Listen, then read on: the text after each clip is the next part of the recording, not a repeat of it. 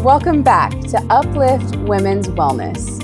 I'm Bethany Busch, and with my co-host, Aria Zahed, we are diving headfirst into Season 2. Last season, we cracked open necessary conversations: friendships, money, representation, mental health, medical abuse, and so much more. Thank you for making space for your healing. This season is not getting any lighter. It's getting even more gritty, more honest, and more demanding of change. Because we know what it's like to feel dismissed, unheard, or stuck in the dark. We're here to give you the honest dialogue and awareness to finally bring you out of the maze and back to your center. From reclaiming your financial power to healing your nervous system, we are demanding more for you. This is our table, and you are always welcome here. Let's start the conversation. Bethany, so can you go over women in sports or women in athletics in American society for me? Because I had nothing to do with that. And even if I wanted to go into sports, I was a little self-conscious. So if you would feel comfortable sharing your knowledge and teaching me some things today. Sure. Especially since, as we're recording, the Olympics just got done, and there's a whole bunch of drama going on between women's and men's sports because, we might as well invite them too. Wow. We're just going to have to, I guess, eye roll. Yeah. Ha ha ha, awkward chuckle. That was real bad. Yep. Yeah. But the captain of the women's team killed it. And they've been used, because we like to talk about Barbie.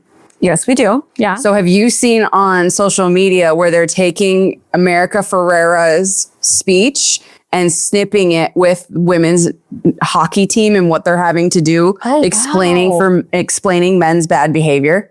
Wow, I had no idea. Yeah, so they've been snipping in America Ferrera's Barbie speech, literally, because it's word for word what she says, what the women's USA hockey team is navigating right now, and having a press conference. What'd you think about that? Why do we have to answer for men's behavior? They weren't even there. They weren't even around. Right. And also, it brings up something funny, because I was walking the girls at a park and I happened to catch a softball game. Oh.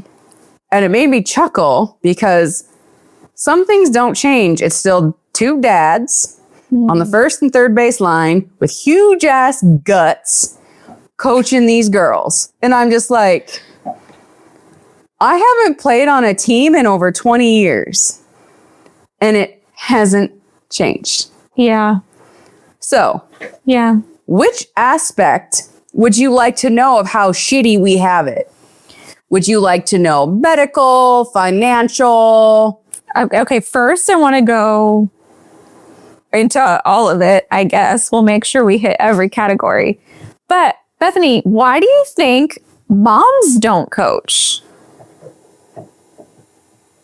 Why isn't it like a mom being like, I want to be the coach? So some days they do. Okay. Or sometimes they are. Okay. Oh, good. But softball moms, my teammates are coaches. I have quite a few of my teammates who are coaches. Okay. Got it. But you also have to think that a dude, 9 times out of 10 is going to be like we said in our previous episode last season, if they think they are 1% qualified, they're going to just do the job. Okay.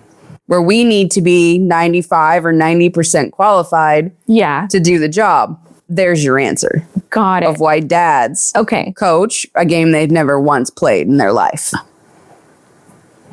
Unless they were a men's professional softball player, which do exist, but I've only met one. Okay. How? So out of curiosity, because I really don't know, is it because they played baseball and softball is enough like baseball? That's the excuse that is, I have heard that used, but that also generally doesn't matter. Everyone, it's getting a little bit more respect, but softball is viewed as the easy sport because the distance to the bases is shorter. The pitcher's mound is closer to the plate. Like, it's not as huge as baseball is. Okay. So it's automatically assumed, because like soccer, right? It's still soccer and soccer. Right. Basketball is still basketball and basketball. Yeah. Hockey is still hockey and hockey. Okay. Like, the rules of the game aren't different between women's and men's. Okay. But in softball and baseball, they are dramatically different. Oh. So that could have something to do with it. I see. Thinking it's easier because you're closer to the plate. The ball, according to these guys, because, you know, baseball versus softball feels like trying to hit a beach ball versus like a kiwi. Okay. And I see. and it's bright yellow and like all the differences. They're like, oh, you don't have to run as far and the fields are smaller and I can do all this stuff. And yeah. Okay. Can I just say something though? Of course. You know how we talk about like representation in media? Talking to you about like dads coaching and not that many moms coaching is like, these little girls should be seeing a woman as a leader. Yep. That would be amazing. So if you are a woman nervous about being a coach, like, please look into it. I don't want you to feel like you can't because the dads are trying to take over. I don't know. I really don't know the situation. But if you are a woman and you're interested in coaching, please try to do that. And you will be a role model for the little girls. And they're going to remember you the rest of their lives. And they're going to remember that you are a badass and they can be a badass too. Yep. No matter the sport. No matter the sport. Because so aside from little adorable girls on the softball field, little adorable badasses, come on. Adorable badasses, always. Anyone who's an athlete is already badass. And there's a lot of ways to be an athlete. So, which I learned from you. Thank you. How about mental health, Bethany? So I'm glad that you bring that up because I have been very interested in that lately because I watched a documentary that was, I don't know if Michael Phelps did it, but he got a ton of Olympians together to talk about it because there's a very high suicide rate. What? Amongst Olympic athletes and professional athletes. Oh my gosh, that is so sad. And like the institutional support systems for mental health show dramatic disparities in gender between symptoms and access. So like, for example, one of the women in the documentary was saying that she was struggling and basically got told by the overarching body, go find one in your area. Okay. Wait. So multiple Olympic athletes seeking mental health, but the women have less access. And in this one example, she went for help, said, I'm struggling. And they said, go look locally. Yes. 100%. Exactly what she was told. Go find someone in your area. I'm sure that your health coverage will cover it or something like that. And I'm highly paraphrasing. Right. Because 44% of female student athletes, now we're talking college women. Okay, college. Who are also Olympians. Jordan Childs is still very much in college at UCLA. Okay, for example. Report feeling constantly overwhelmed versus the male counterpart at 17%. Wait, what was the women's percent again? 44%. 44? Almost half of female student athletes feel constantly overwhelmed. Where men feel it 17% of the time. That is a huge difference. So you pretty much have 50% of the female student athlete population, which is probably in the millions, I don't have those numbers, across the whole country. Yeah. Who then now you're sending to a different country to compete on the world stage in front of everyone, and one tiny little mistake then gets scrutinized to the nth degree. Oh my gosh. They even get scrutinized if they don't make mistakes. Exactly. And so what are you wearing today? Yeah. Not the fact that I just went down a fucking ski slope at whatever, 100 and something miles an hour. I know. Going zoom. Yeah. Because female athletes are twice as likely as male athletes to meet clinical cutoffs for anxiety or depression at a rate of 26% versus the male rate of 10%. Wow. Which tells me, reading between the lines for this for me is, let's say Captain John Smith got a full ride scholarship to Notre Dame to play football. Now, no one's going to admit this, but school's going to be easier. Getting money is going to be easier. Getting funded for things is going to be easier. Getting sponsored is going to be easier. Yeah. Than if Janet Jones gets a full ride scholarship to Virginia Tech for volleyball. I see. Yeah. So now you're going to not know who the heck she is. Right. She's going to have the student loan potentially, if the full ride, if she even gets one, can cover all of her tuition. If the school has enough budget for that. Oh. And then depending on Division I, Division II, whatever they're in, blah, blah, blah, blah, blah, blah, blah, blah. Right. But anxiety within female athletes is associated with twice the likelihood of getting hurt. What? Wait, what do you mean? So because women are so much more anxious and there's so much more scrutiny put on us to perform, because everyone says women's sports don't make money, women's sports don't bring in the money the football and basketball bring in, women's sports blah, blah, blah, blah, blah, blah. No one wants to watch someone hit a ball or run around no one wants to watch women's sports, right? Yes. So, and then on top of that, if all of your coaches are male, if all of your doctors are male, if your strength and conditioning specialist is male, they're all just going to push you to the very end. And then naturally, as women, what are we going to do? Not listen to our bodies? Exactly. Okay. Yeah. So then they're going to be like, stop being a pansy, other things, horrible other words. Suck it up. Push through. Why are you being such a baby? In much worse terms. Yeah. Which then they're going to ignore the internal signals of injury. Right. Okay. So Ben, that by the time that they're hurt, they've either been ignoring, lying to the coach, lying to the athletic trainer the whole time, because there's that fear used as a coaching tactic.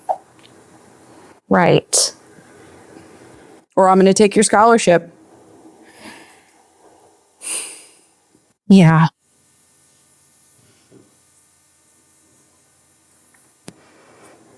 So you've got about 50% of female student athletes feeling constantly overwhelmed, right?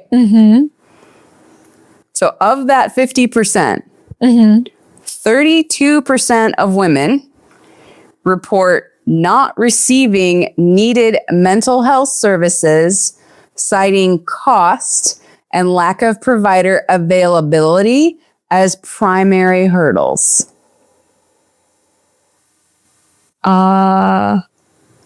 So if they're student athletes, why isn't there access to mental health? I don't know. On campus? That's a great question. Why isn't there access to mental health on campus? There probably is, but stigma, right? Is it part of the push through? Maybe. I don't know. But don't know. Do you have like the male data? I don't have the male data. Because that's what I would Because I was looking for specialized support. Got it. For women. So I didn't find the transparent for every single. Can I pose a theory? Sure. Because I'm wondering if on college campuses, I hope I'm wrong as I say this, but I feel like you were saying that the men's sports get a little bit more attention. Is there a vibe that women's sports are more like an extracurricular versus a mini career? Yes. Because I can see people not providing mental health services when you're like, oh, you're just doing what you love. Exactly. Okay. Because for a lot of women, professional sports was never an option. And it's starting to. But like ESPN is now launching, I think, women's something Sundays or women's sports Sundays or something, because somebody else is no longer doing something on Sundays. But basically, it's almost like, oh, it's okay. You're gonna have to get a real job anyways. Got it. Because like in Love and Basketball, when she gets done playing for USC, her character has to go overseas. And I think she plays in Italy.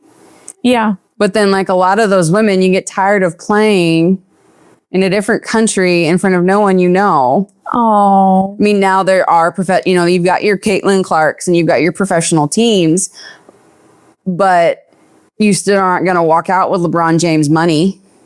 Right. Especially if you're not a Caitlin Clark. Right. And a top seed and this and that and a number one out of where I think she came from Iowa. But like, you're not going to walk away with $50 million if you're the third seed of the, I don't know, forward. Right. So it's like, oh, it's okay. It's just a cute little hobby, because after once college gets done, a lot of these women don't have the option to play anymore. So it's almost like, why should we give you all of those resources? Yeah. When it's just a cute little like. It's just your 4 years. Exactly. 5 years. Then you're going to move on with your life. And get a real job. And the real job phrase gets me every time. That's a good theory. I don't know, because I didn't deep dive into that. Yeah. Because there's so much discrepancies. Right. But I kind of got sidetracked in the fact that like everything is a clusterfuck and you just are fucked if you want to play sport as a woman. As a woman, yes. But I think the lesson here, though, is like, even though our country, I don't know about other countries, but our country definitely highlights men's sports. I mean, the Super Bowl, for goodness sake. But we can't forget that women in sports, it doesn't matter how much attention they are or aren't getting. They are doing that. They are in trainings. They are at practices. They are possibly getting injured. They are being yelled at by coaches. They're under a lot of pressure to keep their scholarships. Like, mental health matters. It doesn't matter how much you care about that sport personally. That woman is doing it. Right? Because people treat women's sports like a community service project. Okay, right? That's how women see, that's how people, the general public, see women's sports. Okay. Like, that's cute, sweetie. Yeah. It's going to be, in the next 4 years, a $256 billion industry. Wow. So we're not walking up to the table going, here's a couple quarters. Like, it's a hundreds of billions of dollar industry, and it's still being treated like intramurals. Right. Yes. Like 4.5 times faster revenue growth than men's sports.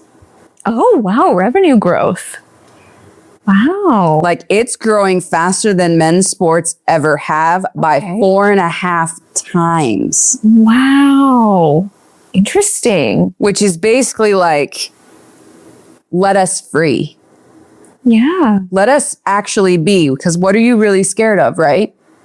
How much we're going to be, our sports are better, they're more entertaining, our professionalism is better, our sportsmanship is 100 times more better. Yeah. Like the game, because we want to play the game. We don't want to scratch our balls, spit, and punch someone in the face, which it comes up, it happens because emotions, but Yeah. it's not about like, look at me, I make $50 million a year. Here are my shoes. Right. Shoot, ball. Yeah. Cool. Yeah. Yeah. No, I say yes. They're definitely, I mean, I heard even with the Olympics, I didn't watch the games. I watched none of the hockey games, to be fair to everyone. But I heard that the goalie saved 4 shots, but then the male team goalie saved 2 shots. So like they both won the same medal, but the female goalie actually did like statistically better from a save perspective. But guess who got to celebrate?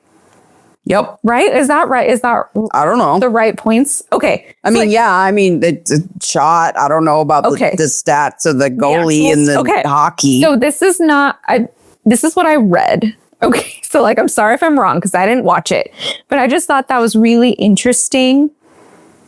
And that's what came up for me, Bethany, where you were saying like women actually play the sport. Because if you're really focused on just like the action of the sport, all of you playing are going to be amazing and like trying to give more than 100% every time. And that's really cool. So you know how there's a pay gap, right? We're talking about money. Let's really talk about money. Okay. It's an excellent segue. Thank you very much. Love it. Okay. Yeah. You said, oh, it's like a side hustle. Yeah, essentially we're treated like a side hustle. So, right, there's a pay gap. We did this whole episode on it last season between women, and then if you're a woman of color, it's even lower. Totally. All right. Yes. So women's sports reached $2.3 billion in 2025. So that's obviously growth record pace. Okay. And despite massive growth, women's sports still make up less than 1% of the global sports market. Okay. Wait. So every women's sport combined makes up 1% of the entire world sports global market? Yes. Every single... What? Really? Yes. Yes.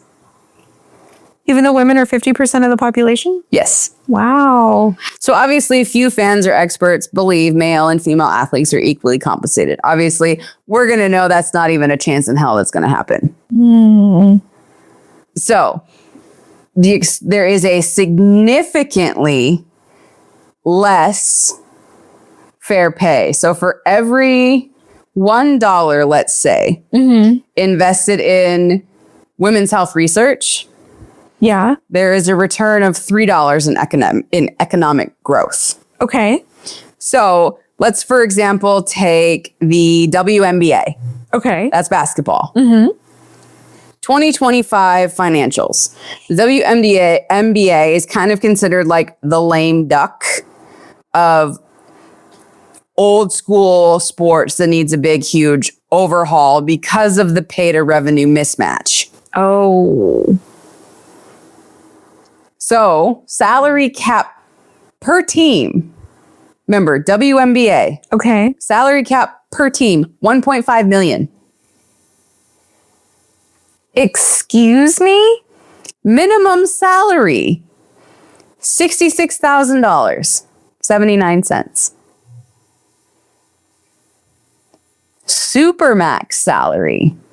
This is 2025 financials. Okay. Okay. $249,000 and 244 cents. Okay, so that's their pay range Yep. for the WNBA. For the very first time in history, the 2025 season generated enough revenue to trigger revenue sharing with $8 million distributed to the league, by the league, and $9.25 million by the players union from licensing. So the new proposal for this year, salary cap of $5 million. Oh, okay. Minimum salary over $225,000. So like we were talking Caitlin Clark. Okay. Yeah. If let's say she's at the top of the top of the top, she's only making $249,000.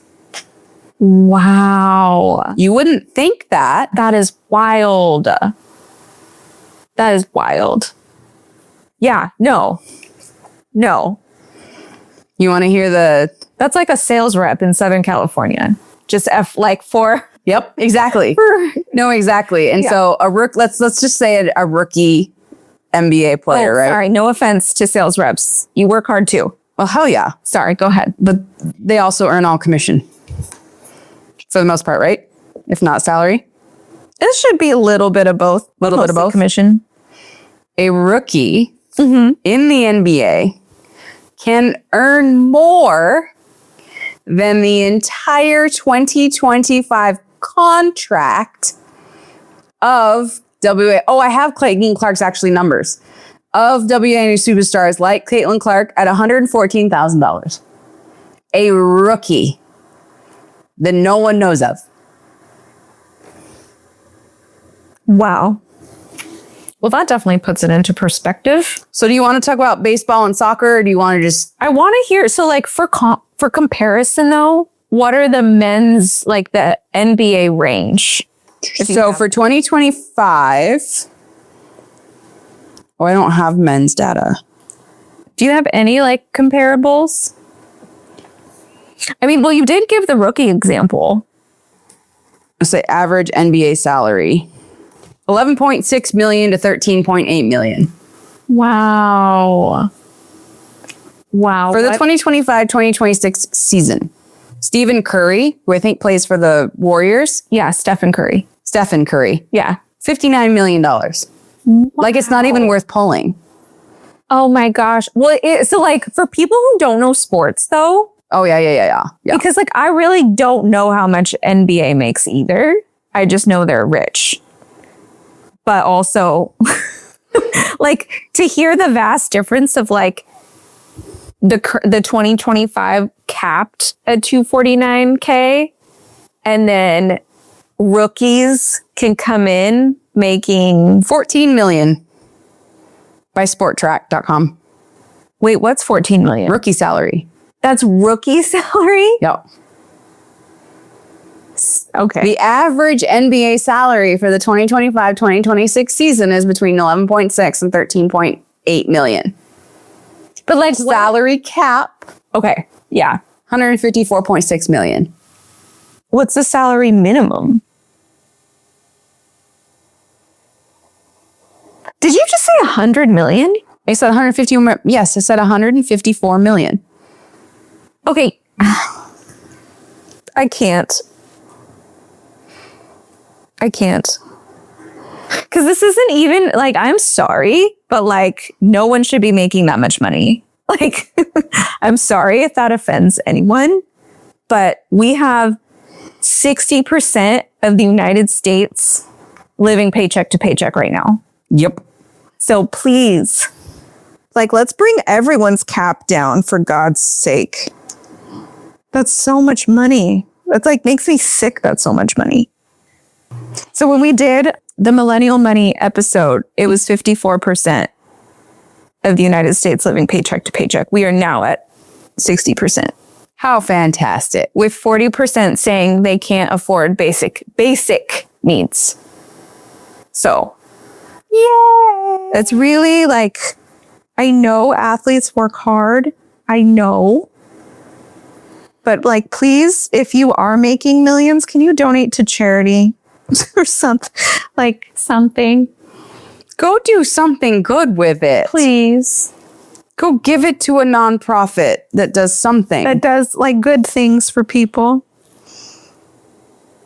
Because like women's media coverage, like, right. So a lot of these men, Nike, you got Jordans, they've all got their shoes, they've got their clothes, they've got their hat, all their shit. Right. Right. Mm-hmm. The media coverage for women historically was 4%. So how are we supposed to say, how can you say that women's sports don't make money when you give them 4% of the coverage? It means 96% of that coverage is male. Yeah. So naturally, if you can see it, you can make money off of it. Right. Thankfully, it has risen to a whole whopping 15%. Okay. So, but think about how crazy that is, right? By 2030, it's supposed to be a $235 billion industry with 15% media coverage. Wow. Just do that math. I can't. But wow. Wow. Okay. I mean, it sounds like we're going. We are, in a because like better collegiate direction. sports, there's equal. There's equal interest. Like everybody wants to see men's and women's sports on the collegiate level. I love that. Professional levels are getting there, but pro stuff still, men's sports still dominate pro leagues. Got it. Okay.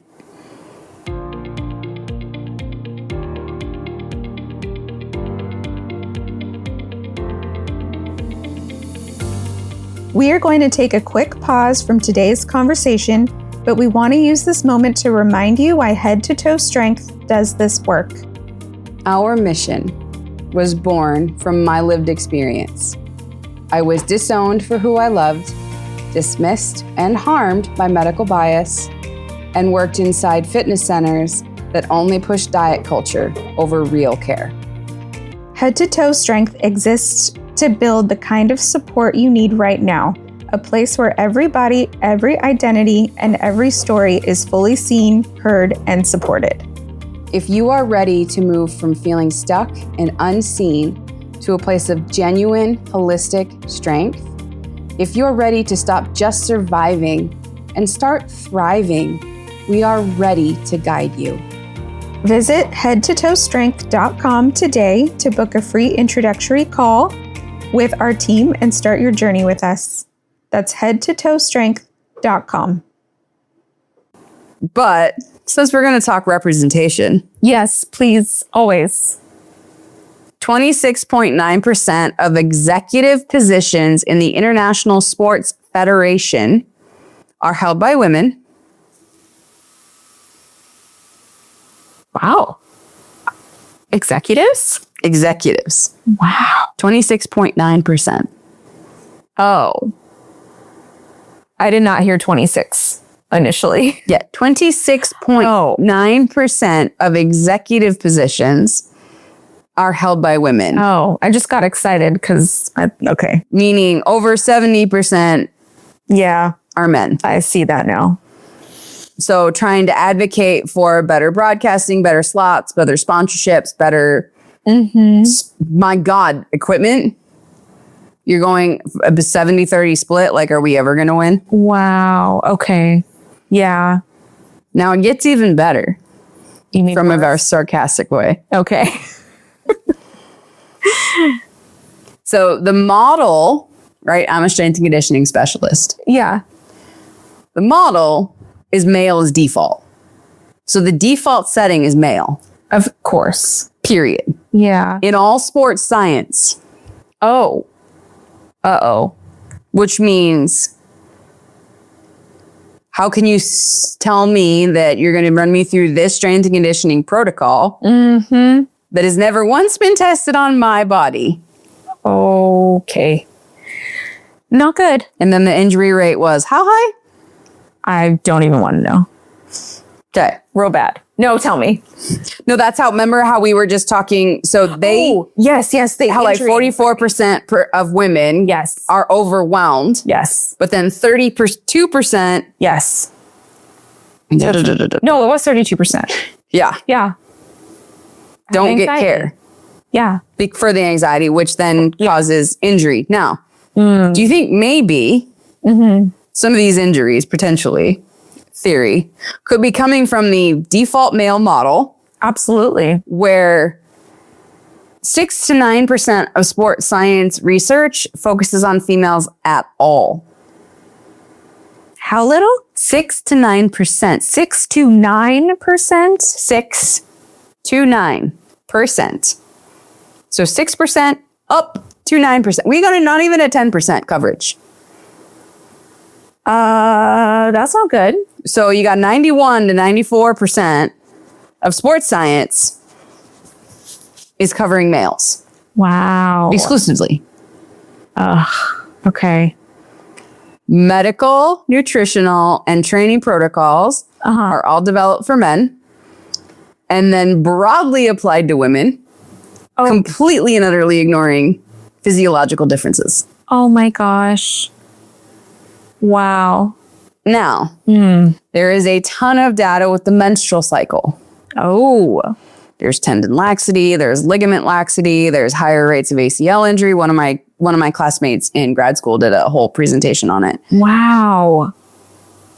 So, in a 2025 analysis of 1,500 studies, fewer than 1 in 20, less than 5%, included the menstrual status of female participants. Oh. And as I just said, ligament laxity, based on the menstrual cycle, females are 2 to 8 times more likely to suffer an ACL tear than males in the same sports. For example, like in soccer, females have a 2.79 times higher ACL injury incidence than men. Because of their menstrual cycle? Yes. Well, that's scary. Yeah, because of your menstrual cycle and like the way, because it's a cycle and the way it changes every day of the month hormonally with your ovaries and your endocrine system and how your ovaries dictate this, that, and these and those versus a scrotum. That's how much, like, because you're female. Oh my God. Can change. Well, how do you protect your ACL? You build muscles appropriately. Okay. And you train appropriately, like with people like me. Okay. Where you're not going to be like disproportionate, where you're going to have like majorly dominant quads or like majorly dominant hamstrings with little itty bitty quads. Like everybody's going to work together to make sure you run. And when you do a plant pivot move or someone does a slide tackle, your ACL isn't immediately going to be the first thing blown.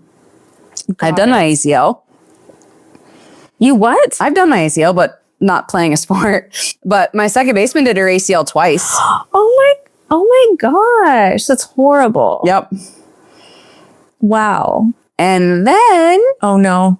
What now? there are lower return to sport rates post-surgery. So now you just had a career-ending injury. Oh. You just went from making $100,000 to zero Oh. because you just lost all your sponsors, Oh. potentially. Oh. And now what do? Go get a job at Now you go get a job. that's not in athletics, Nope. unfortunately. If you can even walk and if you even got it repaired correctly. Oh my goodness. Women make up less than 20% of team doctors in collegiate and pro sports. Oh.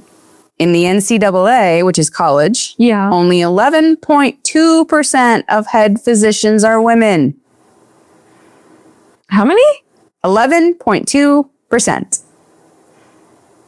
How big is this country? How many collegiate athletes are there? So many. So many. So Larry Nassar and all of his bullshit is not the only one. Wow. There's no way. No, of course not. No. It was frightening.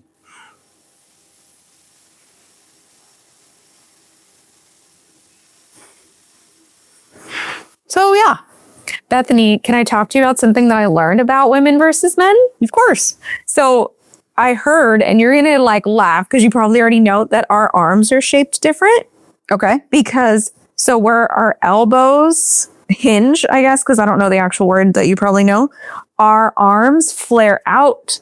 So when we are standing, we don't hit our hips. But men, they go straight with their arm positioning. So because we flare out, we have to do push-ups differently. But no one talks about that. Isn't that interesting? Mm-hmm. So like if you're a woman and you stand with your palms facing out, your arms are supposed to create a little triangle shape because you're making space or triangle between your arm and your hip because you're creating like space.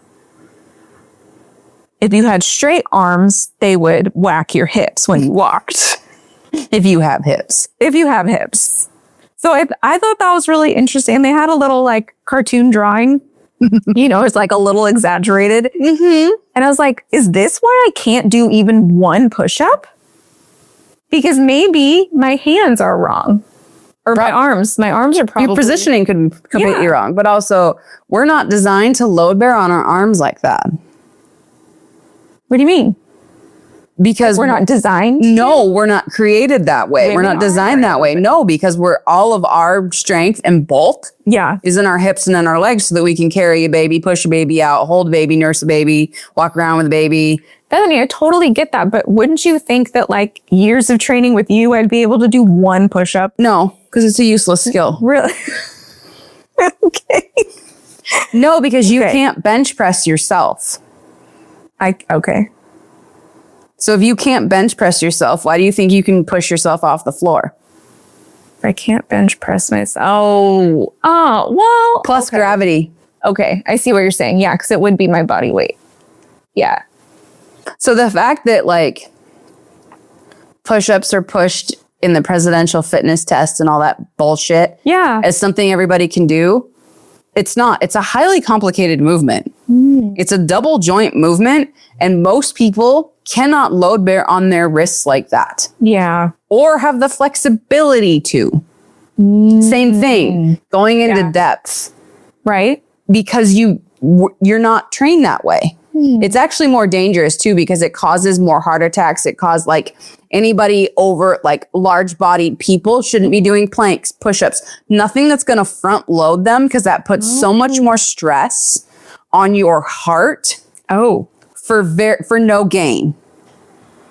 Like it's way better to either be in a seated position, an elevated position, a lying position on a bench if you even can.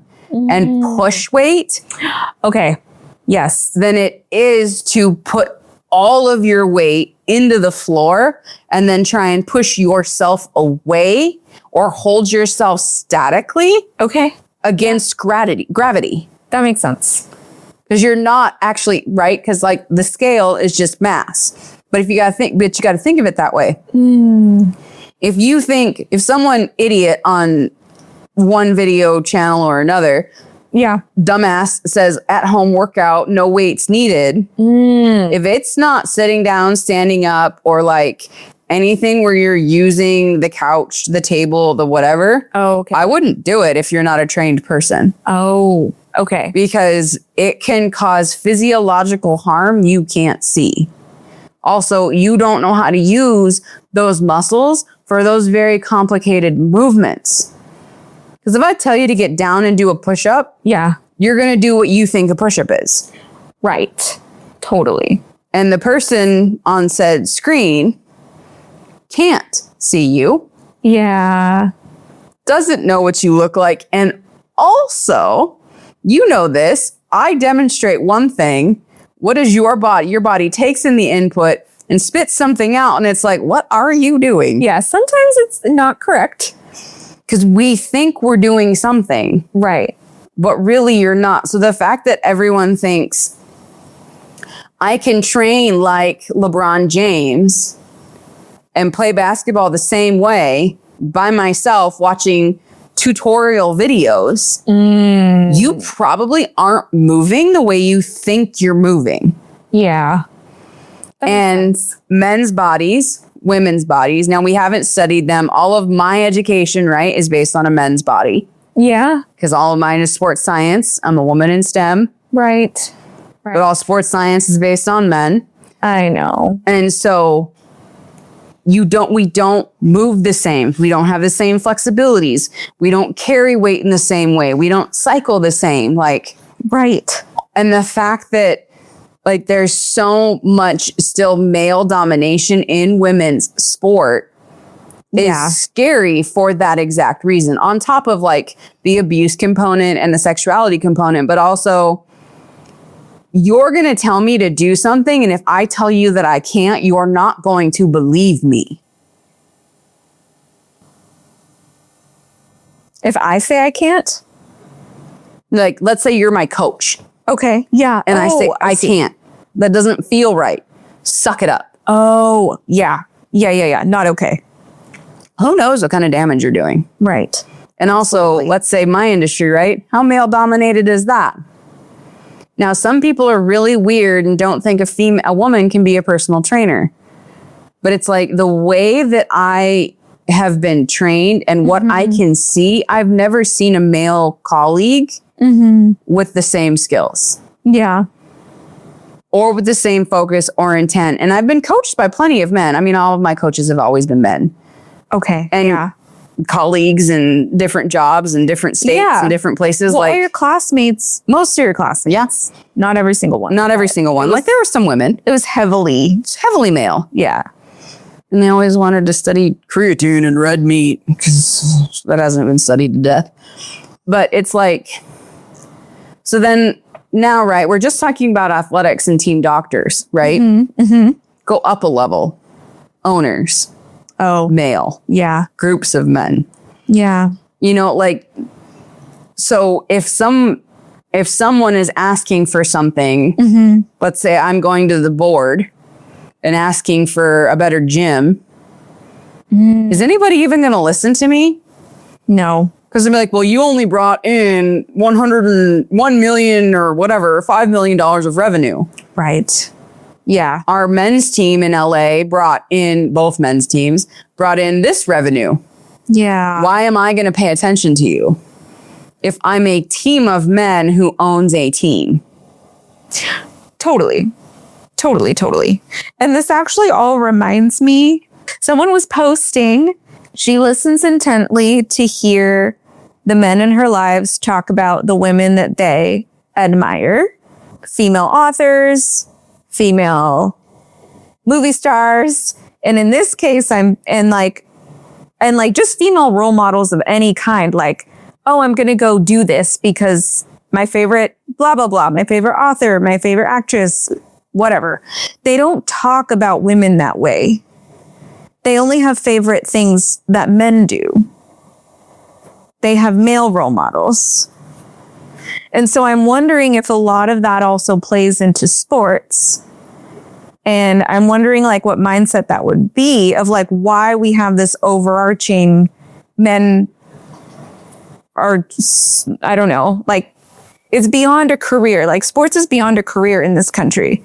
It is a lifestyle, and it's a lifestyle for sports watchers. And I think that that's why women have been so behind this whole time, is because 50% of the sports watching population or more, because I'm basing it off of sex right now, male and female, doesn't care about women as a like hobby or entertainment way. Because if you're not going to read books written by women, you're definitely not going to watch sports that are women. Like it's the same mindset, right? I mean, I would assume so, yeah. So I think like that would be something I'd be, again, I'm basing this off of this woman's post, but I've heard this so many times to like ask men who their favorite like artist is, that's a woman, their favorite singer, that's a woman, or their favorite like literal art. Can they even name one? Like a painting or that's the question. And the reason why I personally haven't dug into it is because I find myself like looking more for the women in these things, like to make them my role models in a sense, or like to support them. But like when I think about all these things, I can name the men. If you tested me and you were like, name 5 male painters. Vincent Van Gogh. Yeah. Monet. We know we can list the men, we can't list the women. And like same with like book authors, a lot of us can list men, not women. But everything has been 50-50 career-wise. Just the men get famous. And the men, and then, but the theory that I'm basing this off of is like the men get famous because they have men and women who admire them. We also got to think of the legalities of things too. Like what? You couldn't make money as a woman. You had to do it as a pseudonym. No, I mean, but currently though, like currently this is an issue. Well, sports is behind because it was illegal. Okay. We didn't have access before Title IX, which I don't remember exactly the timeline, but like within a couple of my clients' lifetimes, there was no high school sports. There was no college sports. And these are not like 95-year-olds. These are 69-year-olds. Right. And I totally get it. And I think that we're moving in the right direction. But also, Bethany, you were listing doctors and you were listing owners. Like, it's not just sports careers. Like, women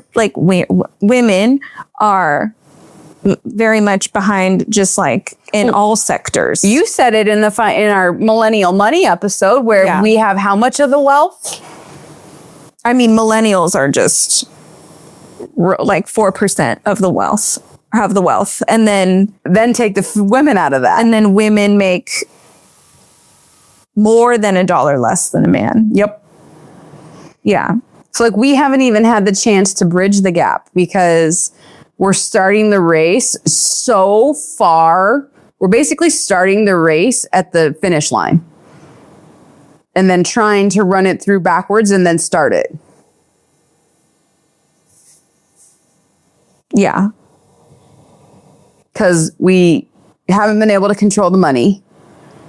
There's still the pay gap. We haven't been allowed to own anything. Like all of this was in the 60s and the 70s where we were allowed to do anything at all without a man's permission. Yes. But now that we're here, now that things are technically equal, I would advise everyone to try to play the game of like, I'm going to support just as many women as I do men in their careers. Whatever that means. If it's like, I love cupcakes, you're going to find just as many female-owned cupcake shops as men-owned cupcake shops. And you're going to try to divide your time equally. But I would just love to see that because I do think men are only supporting men. And kind of forgetting, like, you and I, Bethany, we're like very purposely supporting people we think are a little bit behind. We want to help push them forward.